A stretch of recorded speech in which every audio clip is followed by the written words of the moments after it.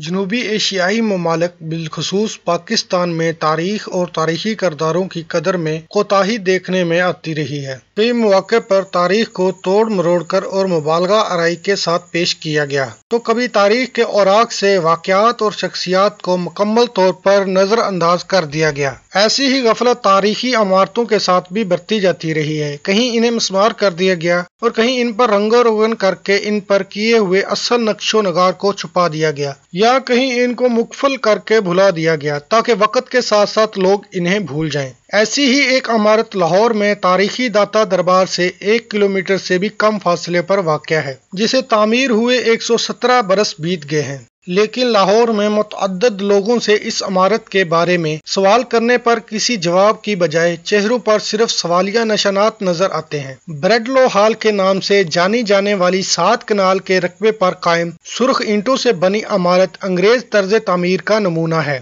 3000 افراد کی نمائش والے اس ہال کا افتتاح 30 اکتوبر 1900 کو کانگریس کے معروف رہنما سریندر ناتھ بنرجی نے کیا تھا۔ یہ عمارت ایک انگریز سیاستدان چارلس بریڈلو کے نام سے منسوب ہے، جو 1880 کی دہائی میں برطانوی پارلیمان کے رکن تھے۔ چارلس بریڈلو نے اپنی زندگی میں ہمیشہ سیکولر خیالات کا پرچار کیا اور لندن میں سیکولر سوسائٹی کی صدارت بھی سنبھالی، اور پارلیمان کارکن بننے کے بعد انہوں نے برِ صغیر کی آزادی اور انڈین نیشنل کانگریس کی حمایت میں آواز اٹھائی۔ انہی وجوہات کی بنا پر انہیں ممبر آف انڈیا کا خطاب بھی ملا۔ ان کے بارے میں لکھی گئی مختلف سوانحیات میں برصغیر کی آزادی کے لیے ان کی خدمات کا ذکر کیا گیا ہے۔ 1891 میں چارلس بریڈلو کی وفات کے بعد انڈیا سے اس قریبی تعلقات کی وجہ سے لاہور میں ان کو خراج تحسین پیش کرنے کے لیے کانگریس کے اراکین نے یہ عمارت تعمیر کروائی۔ سنتوش کمار اپنے سفر نامے لاہور نامہ میں لکھتے ہیں کہ بریڈلو ہال کو پنجاب میں انڈین نیشنل کانگریس کے مرکزی دفتر کی حیثیت سے استعمال کیا گیا، جبکہ بعد میں یہاں دیگر سیاسی، ثقافتی اور سماجی تقریبات منعقد ہوتی رہیں، جہاں اس وقت کے دانشور، شاعر اور فنکار جمع ہوا کرتے تھے۔ تاریخ دان طارق کامران اپنے ایک مضمون میں لکھتے ہیں کہ پہلی جنگ عظیم کے خاتمے کے موقع پر برِ صغیر کے چند بڑے مشاعروں میں سے ایک 1919 میں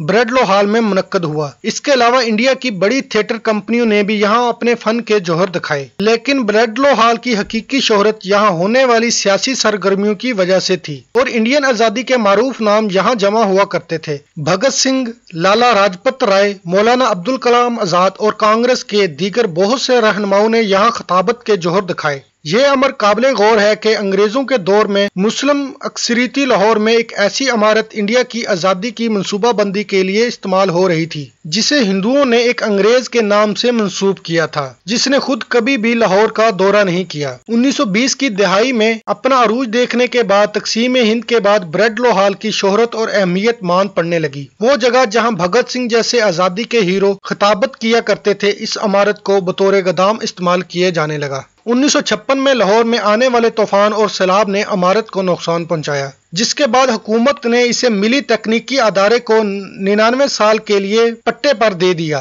نئی انتظامیہ نے عمارت پر اپنا نام اور نشان کندہ کر کے وہاں پر تکنیکی تربیتی ادارہ کھول دیا، لیکن 1980 کی دہائی میں اندرونی اختلافات کی بنا پر اسے خالی کر گئے اور مختلف لوگوں کو عمارت استعمال کرنے کی اجازت دے دی گئی۔ 1990 اور 2000 کی دہائی میں عمارت کو بطور اسکول اور ٹیوشن سینٹر استعمال کیا جاتا رہا، اور ہال کے اندر گیلری میں کلاس روم بنانے کے لیے عارضی دیواریں کھڑی کر دی گئیں، جبکہ ہال کے اطراف میں کنواں اور وضو خانہ تعمیر کر دیے گئے۔ 2009 میں حکومت کے ادارے برائے متروک املاک کے عملے نے ضوابط کی خلاف ورزی کرنے پر عمارت کو سربمہر کر دیا، جس کے بعد سے برصغیر کی آزادی میں اہم کردار کی گواہ اس عمارت کی حالت قابل رحم ہے۔ ادارہ برائے متروک املاک کے افسر تنویر حسین نے بتایا ہے کہ ملی تکنیکی ادارے نے ان کے ادارے پر مقدمہ دائر کیا ہوا ہے کہ عمارت انہیں واپس کی جائے، لیکن ان کے مطابق جیسے ہی اس مقدمے کا فیصلہ ہوگا، بریڈلو ہال کو ادارہ اپنے فنڈ استعمال کرتے ہوئے دوبارہ قابل استعمال بنائے گا۔